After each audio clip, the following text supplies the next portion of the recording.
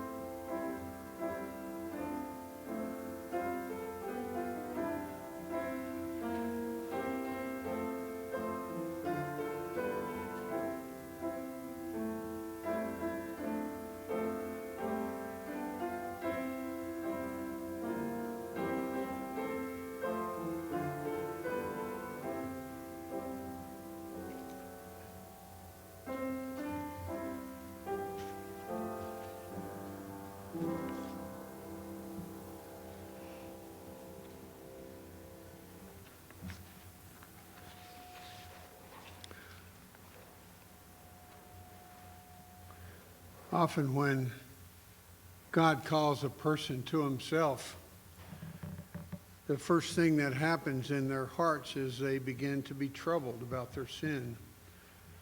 And such was the case with me when the Lord was drawing me to himself, and I was looking for peace.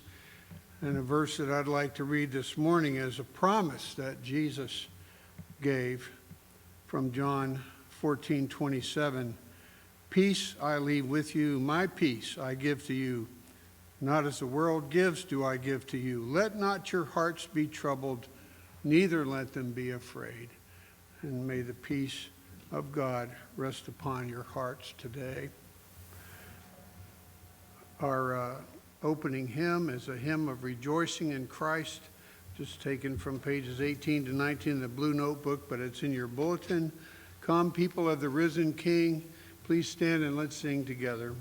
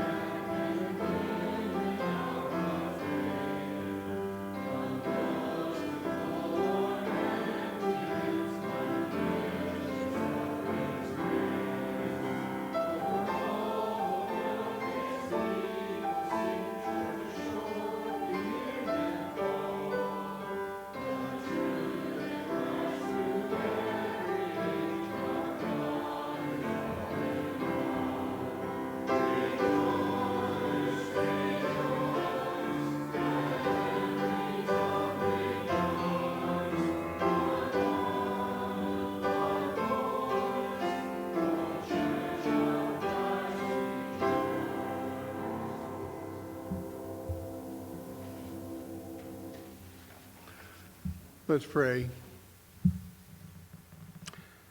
Father, Son, and Holy Spirit, we come today with hearts blessed by your salvation, which you have so richly given to us, and the pardon which you have provided through the shed blood of our Savior, the Lord Jesus Christ. We pray, O Holy Spirit, that you would imbue our hearts with joy and peace today as we worship you here. And we would pray this in the name of our Lord Jesus Christ, who taught his disciples to pray. Our Father, who art in heaven, hallowed be thy name. Thy kingdom come, thy will be done, on earth as it is in heaven. Give us this day our daily bread, and forgive us our debts as we forgive our debtors. And lead us not into temptation, but deliver us from evil. For thine is the kingdom, and the power, and the glory forever. Amen. Our confession of faith this morning is taken from the Belgic Confession, Article 22b. Let's read this in unison. We justly say with Paul that we are justified by faith alone, or by faith apart from works. However, to speak more clearly, we do not mean that faith itself justifies us, for it is only an instrument with which we embrace Christ, our righteousness, but Jesus Christ, imputing to us all his merits and so many holy works which he has done for us and in our stead, is our righteousness. And faith is an instrument that keeps us in communion with him in all his benefits, which, when they become ours, are more than sufficient to acquit us of our sins. Please be seated, and Elder Joel Reed will have a message for our children.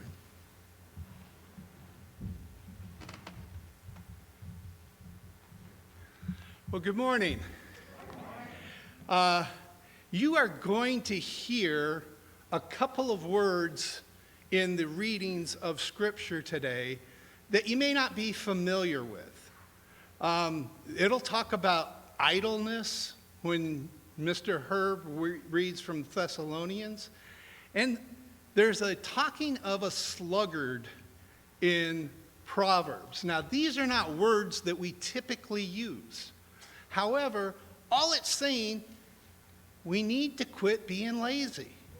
It's one of those, our tendency is to sit there and say, oh man, I'm just going to sit here and watch TV just for a minute. And hours go by, right? It absorbs us. And what the Lord has called us to do is to use the gifts that he has given us to proclaim his word through this world. So while you're listening to the scripture readings and Pastor Jim, remember, we are God's hands and feet. We are the tools that he has chosen to use to spread his word in this world. And we can't take that lightly, and we certainly don't want to be lazy. Let's pray. Dear Heavenly Father, we thank you that you have called us to be yours, that you have gifted us in ways that you have deemed necessary.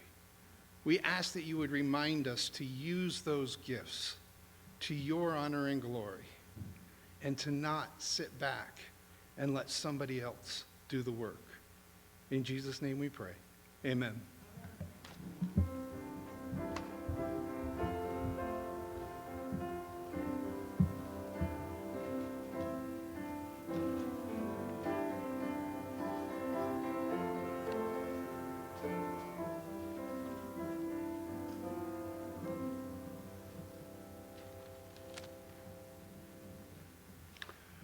The scripture reading for today is from 2 Thessalonians 3, verses 1 through 18. 2 Thessalonians 3, verses 1 through 18, if you'd like to follow along in your copy of God's Word. Finally, brothers, pray for us that the word of the Lord may speed ahead and be honored, as happened among you, and that we may be delivered from wicked and evil men. For not all have faith, but the Lord is faithful. He will establish you and guard you against the evil one. And we have confidence in the Lord about you that you are doing and will do the things that we command. May the Lord direct your hearts to the love of God and the steadfastness of Christ. Now we command you, brothers, in the name of our Lord Jesus Christ, that you keep away from any brother who is walking in idleness and not in accord with the tradition that you received from us. For you yourselves know how you ought to imitate us, because we were not idle when we were with you, nor did we eat anyone's bread without paying for it. But with toil and labor we worked night and day, that we might not be a burden to any of you. It was not because we do not have that right, but to give you in ourselves an example to imitate. For even when we are with you, we would give you this command: if anyone is not willing to work, let him not eat. For we hear that some among you walk in idleness, not busy at work, but busybodies. Now such persons we command and encourage in the Lord Jesus Christ to do their work quietly and to earn their own living. As for you, brothers, do not grow weary in doing good.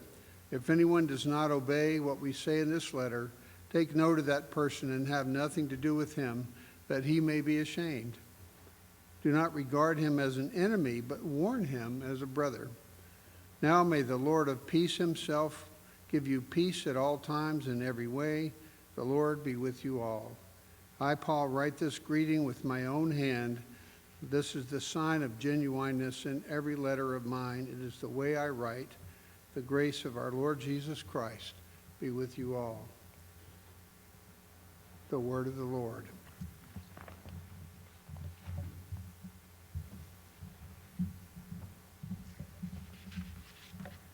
Let us pray together. O gracious Heavenly Father, you are good and you do good. You are a mighty fortress, a high tower, a strong refuge for your people. You are our Creator, the one who has made all things good. And though in Adam we sinned, and we have all personally sinned in countless ways, in thought, word, and deed, and our sins are ever before you, O Lord, you have sent the seed of the woman to come to, in our place, take the death we deserve to die, your wrath over sin. And, Father, to live a life of perfect righteousness, of perfect obedience, of perfect faithfulness to you. And for that we are thankful, for the one mediator between God and man, for the Lord Jesus Christ, who is our righteousness. We come not dressed in our own works, but in him, thankful and confident as we approach your throne. O Lord, send the Spirit to bless us as we study your word this morning. Lead us in the way everlasting. Let our worship be pleasing in your sight.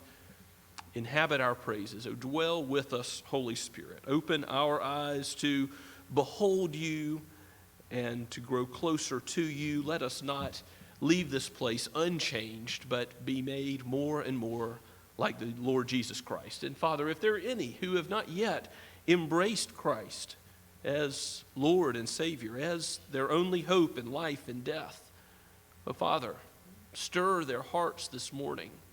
Seek and save the lost. Lord, we give you thanks that you are sovereign and you are God over the whole world.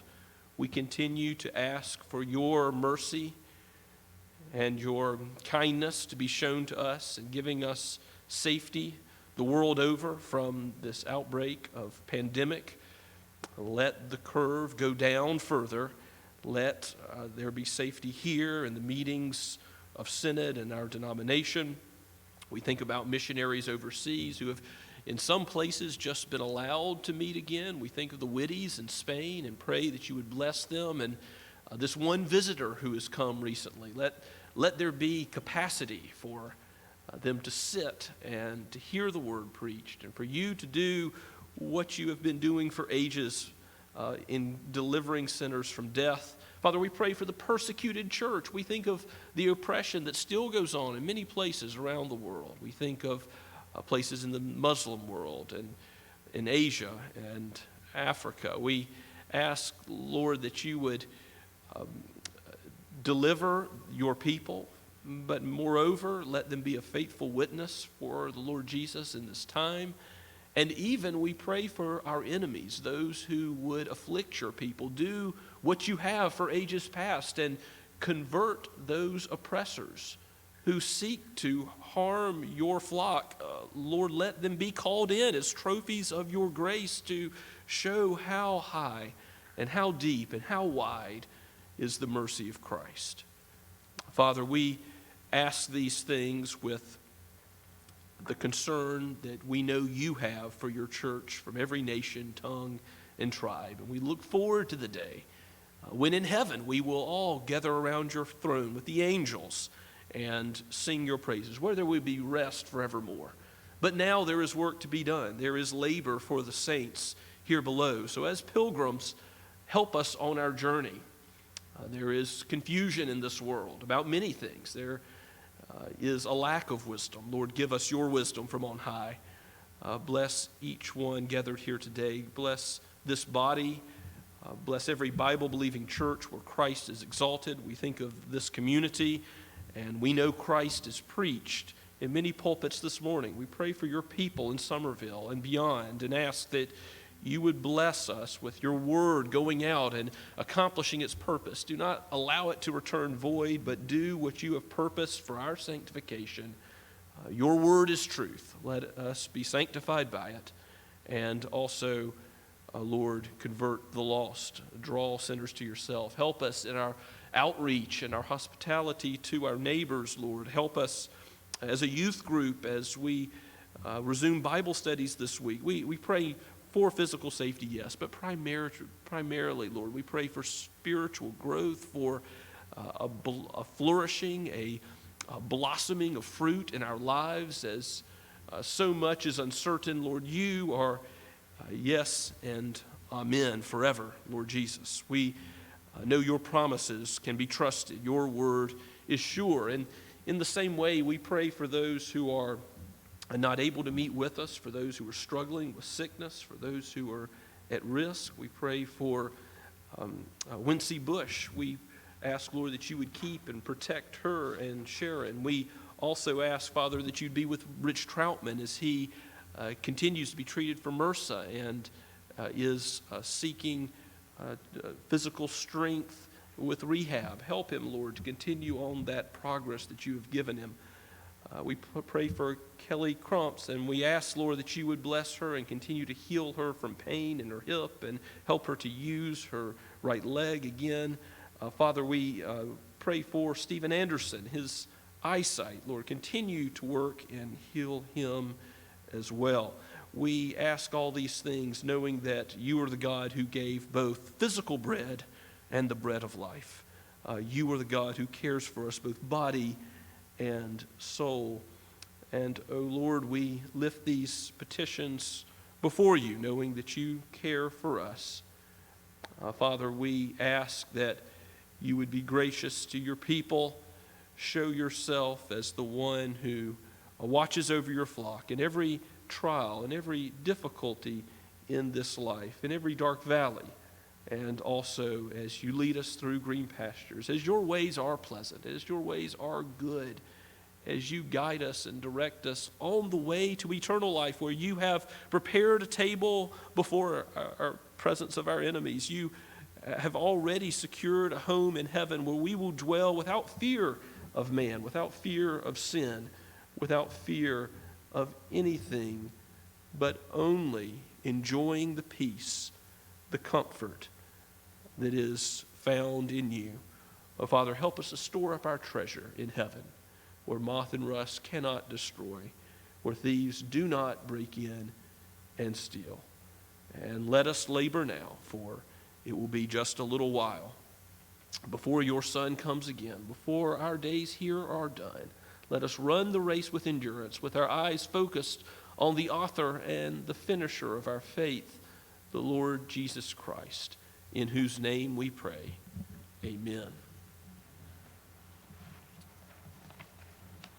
As we continue to worship this morning, let us sing together God of Grace with the words included in your bulletin. Let's stand as we sing.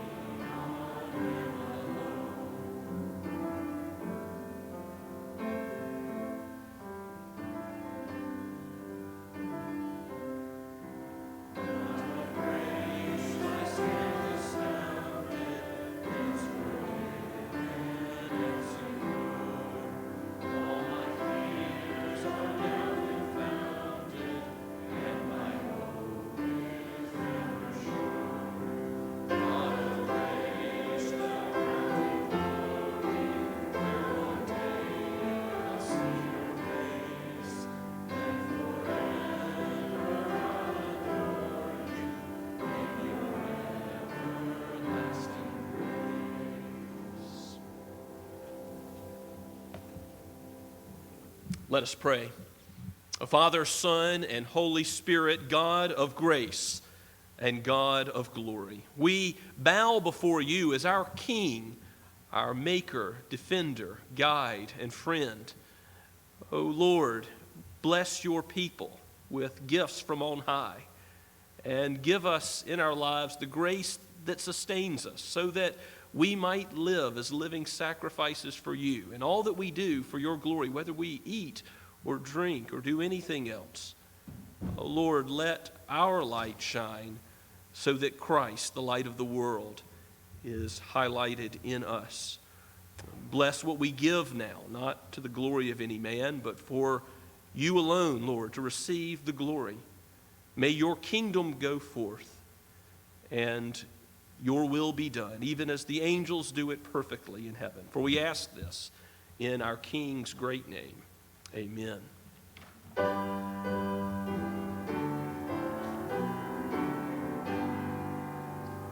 Praise God from whom the saints flow.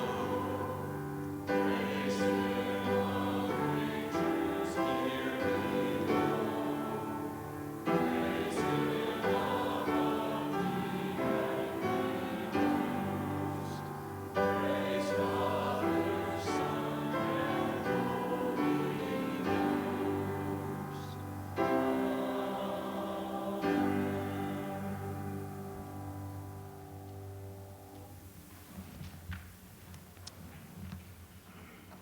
Please turn with me in your copy of God's Word to Proverbs chapter 6. Whether you're using a physical Bible or an electronic one, it will be helpful to have your copy of God's Word out so that we can go to various proverbs that will be linked to our text this morning, which is half of chapter 6. This is in a serious discussion in chapters 5 through 7, which we'll focus on next week, concerning the forbidden woman. Very serious topic. But as Solomon's giving this weighty wisdom about avoiding the forbidden woman, he stops for a parenthesis here with some miscellaneous instructions about our neighbor and a zeal for work, avoiding the way of the sluggard, slothfulness. And you'll see that there is almost an intentional comedic element of this portion of God's Word. It's meant to use humor in a way to draw our attention to the fact that this too is a serious matter before the Lord, to be faithfully working for Him in every aspect of life. So let's read God's Word together in Proverbs 6, verses 1 through 19, penned by Solomon and breathed out by the all-wise Spirit of God for us. My son, if you have put up security for your neighbor and have given your pledge for a stranger, if you are snared in the words of your mouth, caught in the words of your mouth, then do this, my son, and save yourself. For you have come into the hand of your neighbor. Go, hasten and plead urgently with your neighbor. Give your eyes no sleep and your eyelids no slumber. Save yourself like a gazelle from the hand of the hunter, like a bird from the hand of the fowler. Go to the ant, O sluggard. Consider her ways and be wise. Without having any chief officer or ruler, she prepares her bread in summer and gathers her food in harvest. How long will you lie there, O sluggard? When will you arise from your sleep?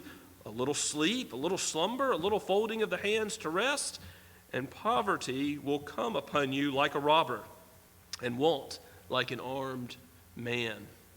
A worthless person, a wicked man, goes about with crooked speech, winks with his eyes, signals with his feet, points with his finger, with perverted heart devises evil, continually sowing discord. Therefore calamity will come upon him suddenly. In a moment he will be broken beyond healing.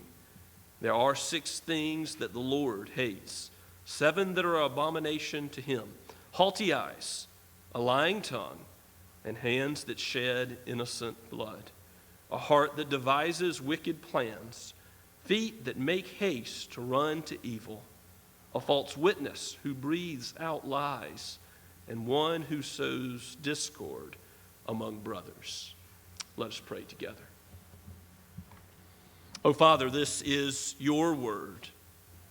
You teach us the way of righteousness, and you show us the path of your character and law, and we confess that we deserve death. Our hearts are wicked and evil, and all too often we have spoken and acted in a way that displeases you, and so we are covenant breakers. But the covenant keeper, the Lord Jesus, is ours by faith. And so keep us in him. Lead us to know him more, to live as he lived, with steadfast diligence to do your will in all things. For we pray this in Jesus' name. Amen. Well, there's a few different things going on in this parenthesis, as I know that you saw when we read it together. There's the evils of winking being discussed. Did you catch that? In verse 13, the one who winks with his eye and signals with his feet and points with his finger. These gestures, some people say, are associated with the occult, with false religion. It's possible, but I think more likely it's just somebody who is being mischievous, secretly planning evil. And so if you're a winker, one who winks, don't worry too much. There is another verse about winking, Proverbs 10:10. You could look that up as well. But you don't want to build a major doctrine off of one or two verses. The call to value wisdom, the call to pursue wisdom here, once again, is what is the overarching theme of these first 9 chapters of Proverbs. And then there's various warnings that are given. So the warning against the adulterous woman, yes, heavy, weighty warning. And then in this parenthesis you have, don't give pledges to your neighbor. Don't go about devising evil. Here's things that the Lord hates about evil. So that's weighty also. And then there's this talk about the sluggard. And that is really meant to be an almost comical term. What is a lazy person? It's like a slug, barely moving along. And there's a couple of proverbs that relate to this term, so you could spell out what it means a little more fully. Let's go to Proverbs 19:24. Proverbs 19:24 gives this a definitely humorous picture. So y'all know that when I do make 5 jokes per year, it's not completely unbiblical. Sometimes the Bible does use humor. Proverbs 19:24 says, the sluggard buries his hand in the dish, but he will not even bring it back to his mouth. He's so lazy. He gets halfway through the task, but won't bring the cereal spoon back to his mouth to eat it. It's meant to be humorous so that we'll remember not to be like the sluggard. Turn over to chapter 26. There's a few verses in a row, starting at verse 12. They give us some more information on the sluggard. Start at verse 13, rather. The sluggard says, there is a lion in the road. There is a lion in the street. So the sluggard makes excuses for whatever he's not doing that he ought to be doing. And look at verse 14. As a door turns on its hinges, so does a sluggard on his bed. Where is the sluggard's favorite place? His bed. The sluggard buries his hand in the dish. It wears him out to bring it back to his mouth, similar to what we read earlier. And then look at verse 16. The sluggard is wiser in his own eyes than 7 men who can answer reasonably. So even though the sluggard is not willing to work, and others are, he feels like he is the one who ought to be directing what everybody else does. He doesn't have fear of the Lord. He is wise in his own eyes. He doesn't have a humble heart. And you see how that's going to relate to what God hates. He hates a haughty heart. He hates one who has a high opinion of himself. So even though this talk about the sluggard might be somewhat humorous, this is a serious matter. To work for God's glory, it is wickedness. Jesus in the parable of the talents calls the servant who buried his talent, what? You wicked and lazy servant. You lazy and wicked servant. That the two terms are interchangeable because this is a serious matter to God. Now, in the first 5 verses, you have someone who's caught in his words and pledging himself to be a co-signer for a loan for his neighbor, perhaps. We don't know the exact arrangement, but whatever the case is, where he's pledged his own future, his own financial future to someone else, and they're not paying back, he's told, listen, go, give your eyes no sleep, verse 4, your eyelids no slumber, save yourself and go to your neighbor and work. Basically, the admonition is, don't just let your life slip away, work. And so in that context, you see verse 6, go to the ant, O sluggard. Okay, so you need to work. What particularly from God's creation should you look at? Well, there's an object lesson in this very small animal, this small creature God has created. Let's go look at the anthill. You can see Solomon in his wisdom saying, son, let's go outside. Let's take a walk outside the palace and look at what these small ants are doing. Go to the ant, O sluggard, consider her ways and be wise. Now, what is it about the ant that is going to give us humility so that we will be self-starters who will work for God's glory, not to please man? Remember Colossians chapter 3, Ephesians chapter 6. We're not working just to please other human beings. We're ultimately working for God's glory in whatever we do, whether it's school, at work, as we work in the church, as we work in our community, whatever work we're called to, in the home, as a child, as a wife, as a husband, whatever work we're called to do, we're to do it for God's glory. So when we go to the ant and we ponder her paths, it is in this way. Without having any chief or ruler, verse 7, she prepares her bread in summer and gathers her food in harvest. In other words, the ant doesn't need anybody to crack the whip, to look over their shoulder, but the ant is diligently working because the ant is, with wisdom, thinking about the future. The ant knows that to survive in the winter, what do I have to do beforehand? Lay up provisions, lay up food, so that poverty doesn't suddenly come upon me. Suddenly I have nothing to eat. Suddenly the cupboards are bare. Look at Proverbs chapter 10, verse 4, a few pages over. This proverb doesn't use the word sluggard, but clearly the same idea is in view. A slack hand causes poverty, but the hand of the diligent makes rich. Now go same chapter to verse 26. Like vinegar to the teeth and smoke to the eyes, so is the sluggard to those who send him, or literally those who employ him. A sluggard is not someone you want to employ, because what happens if you send the sluggard? He decides, I need to rest a little while. I need to do something else first. I can't be bothered to do what I've been called to do. And so it's like vinegar to the teeth. But by the way, if you ever put vinegar on your teeth for long, you'll know what this proverb is referring to. Or smoke to the eyes. You want to get it out right away. You don't want to just stand in a building bellowing with smoke. No, you want to get out of there. So will the one who sends the sluggard be to him. Say, I've got to get rid of this one who I've counted on, who I've trusted to do something for me. 13:4, Proverbs 13:4, to go over a few more verses.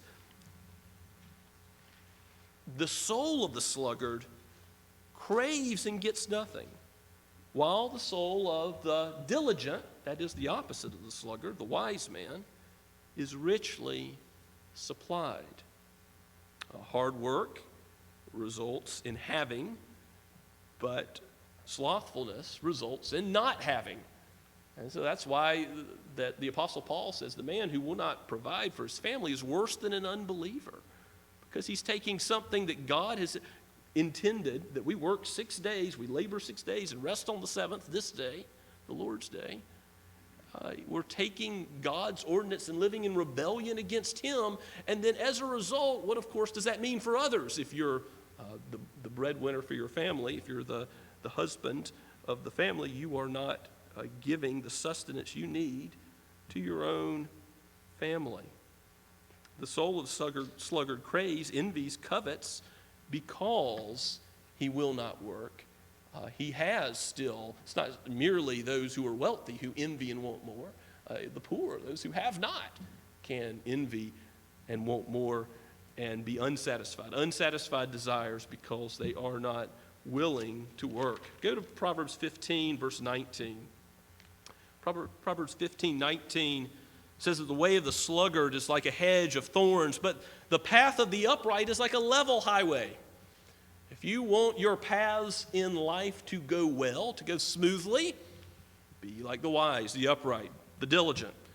But if you want your life to be one emergency after another, one catastrophe after another, being at the mercy of others rather than having the means that you need to provide for yourself and for your family, the way of the sluggard is like a hedge of thorns. It is like constantly bushwhacking through briars. I think the idea of the proverb is meant to communicate. Look at chapter 21, verse 25.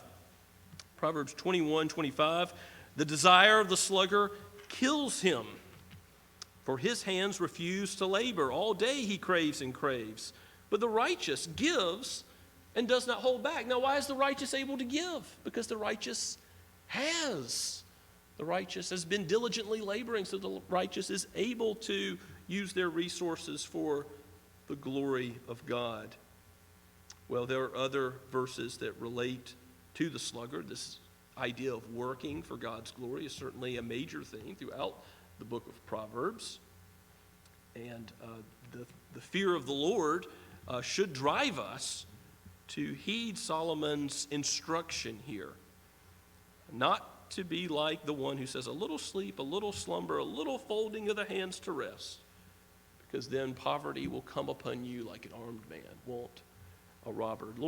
The Lord wants us to teach our own children to labor well. We don't want them just to, at age 18 or 21 or 25 or whatever, to just suddenly think, oh, now you should go get a job. No, as you're raising your children, you want to teach them the value of work. You can relate this to chores and other activities and contributions to the household, and gaining experience in interacting not only with their peers, but people of other age groups. Learning how to work is a process that's not meant to be just like a light switch flipped on one day. God wants us to teach this as appropriate through the years as we're called to parent, and teach them to love the Lord in how they work in all areas of life. So whether it's their schoolwork, which obviously isn't remunerated, it's not paid, whether it's work that you do, grandparents in retirement, whether it's work you do in the church as a volunteer, as a member, as an officer, as a Sunday school teacher, as a nursery worker, whatever work you do, do it as to the Lord. These things are going to be modeled in your life and then taught to the next generation. And in the family of God, certainly we do have fathers and mothers, brothers and sisters in the faith, do we not? Modeling and giving this example to one another. May God increase and encourage us in doing so. You do want to teach your children not to begin a project that's a bad idea. In other words, count the cost before you begin to make sure it's a good idea and that you can complete it. But if you do begin a project, be like God, who is the ultimate finisher. He who began a good work in you will bring it to completion.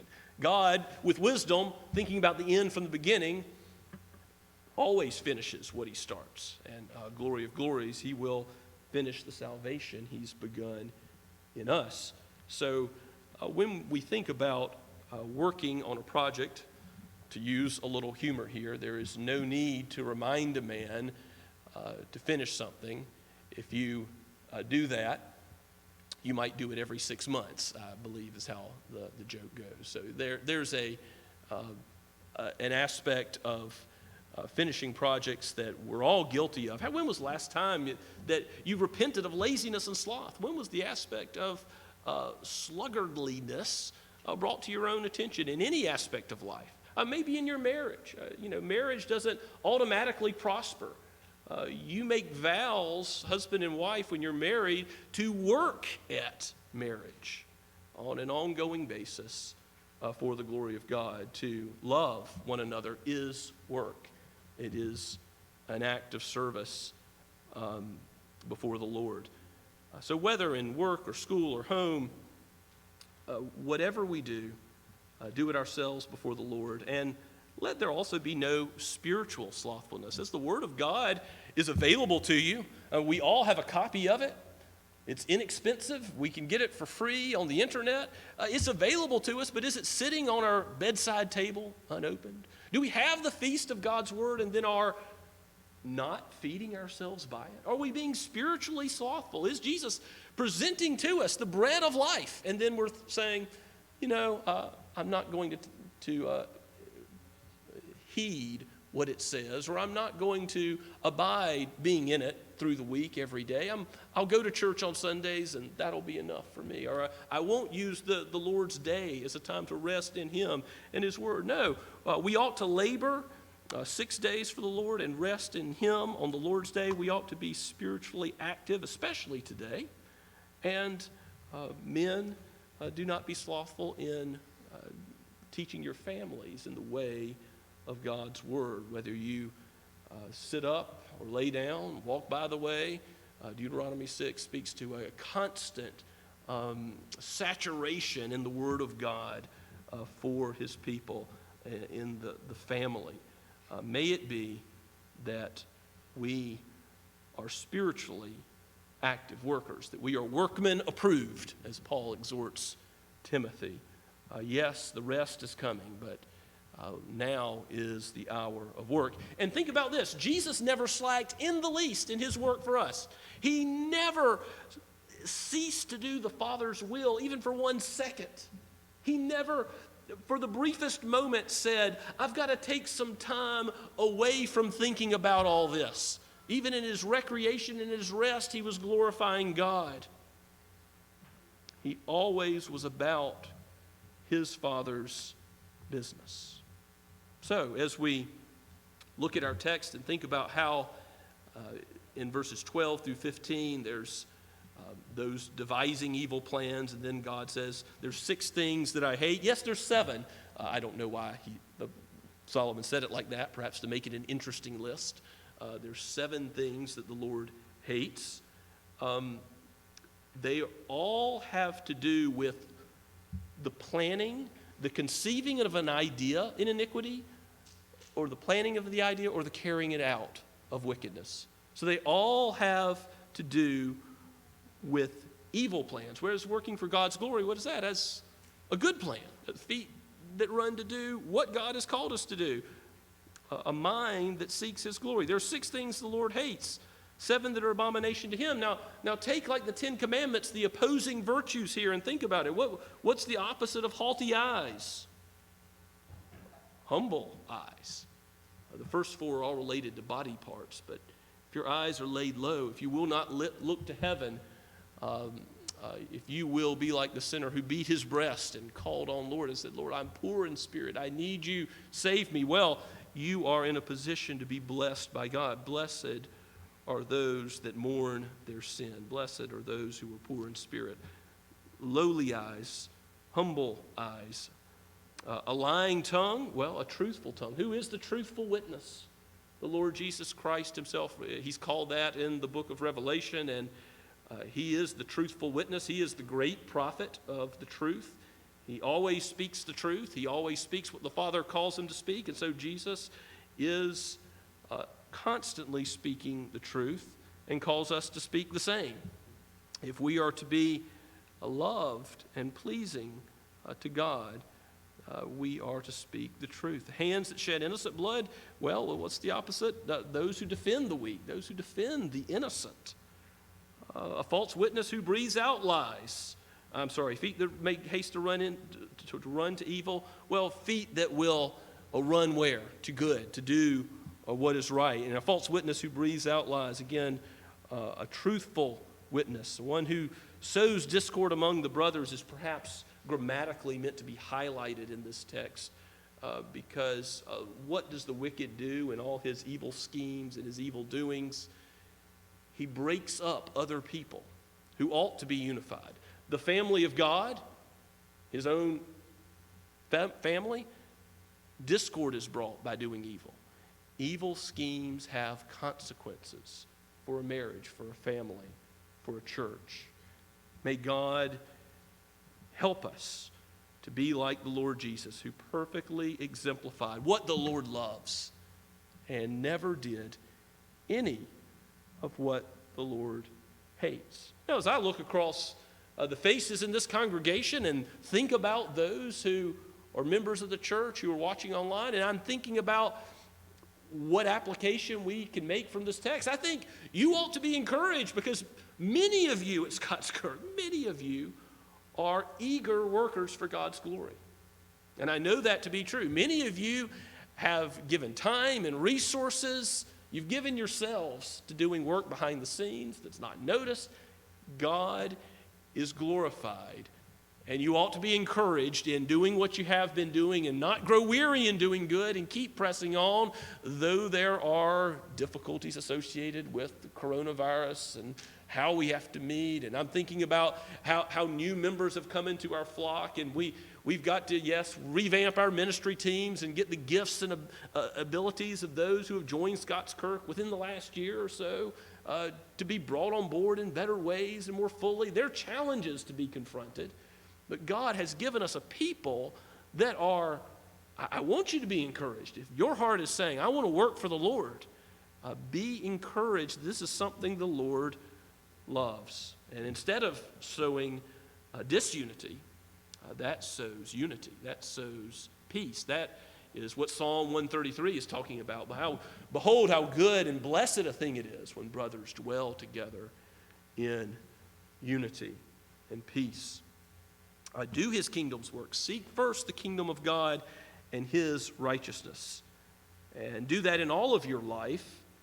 But if you do need to be rebuked by these words, if you do need to go into the prayer closet and say, oh Lord, I'm guilty of laziness and sloth in some area. Maybe it is my school, my work, my relationship with those in my family and in the church. And I have gifts, but I haven't been using them. I haven't wanted to use them to God's glory. May God prompt you to repent and to labor by the Holy Spirit's sustaining grace for him and his work in the days ahead.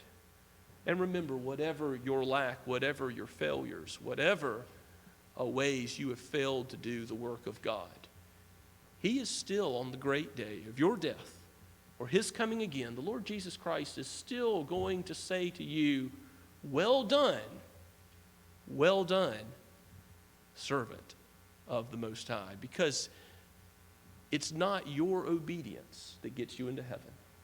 It's not your righteousness. Just as we confess today in our confession of faith, it is Christ's good and faithful servanthood on our behalf that gives us righteousness. He is the wise son, and if your faith is in him, you have nothing to fear. You need not fear even death itself.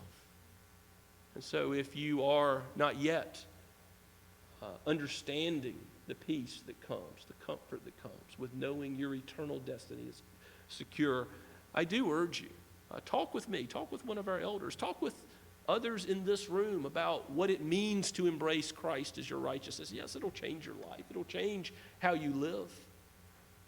But God will take you as you are today, and he will give you confidence that you will live forever in the Lord Jesus because of his wisdom, because of his work, Christ's work on your behalf. We throw around that term like Christ's work on the cross, his work in his life and death, but Christ labored. He worked for you.